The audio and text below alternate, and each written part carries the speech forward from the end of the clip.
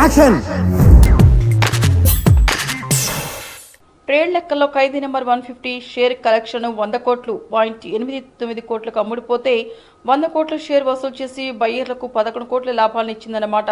నిర్మాతగా రామ్ చరణ్ మాత్రం శాటిలైట్ కలుపుకొని 35-45 కోట్ల లాభాన్ని వేసుకున్నట్లే లెక్క.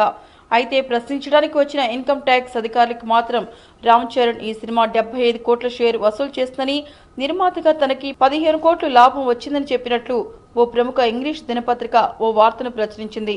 ఇప్పుడు ఇదే talk of the Tollywood. Tax తక్కువ కట్టేందుకు రామ్ చరణ్ నిజంగానే అలా తక్కువ చెప్పాడా, లేక నిజంగానే ఖైదీ కేవలం 75 కోట్ల షేర్ వసూలు చేసిందా?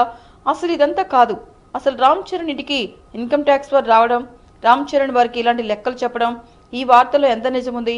ఇది ఓ మహేష్ బాబు ఫ్యాన్స్ కి పని కొట్టాయని వాదిస్తున్నారు మెగా ఫ్యాన్స్. అసలు మహేష్ అభిమానులకి దీనికి లింక్ ఏంటి అనేగా మీ డౌటు.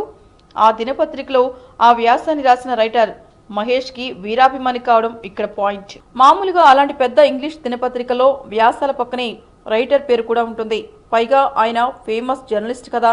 ఇంకేం, మెగా ఫ్యాన్స్ పని కట్టుకొని ఆ జర్నలిస్ట్ ఫేస్బుక్ ప్రొఫైల్ అంతా వెతికారు. దీంతో అతను మహేష్ ఫ్యాన్ అని తేలింది.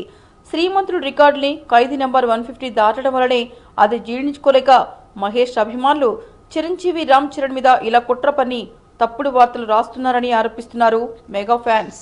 మీకు ఈ వీడియో నచ్చితే ఒక లైక్ కొట్టండి, లేకపోతే కామెంట్ చేయండి, బట్ సబ్స్క్రైబ్ చేయడం మర్చిపోకండి.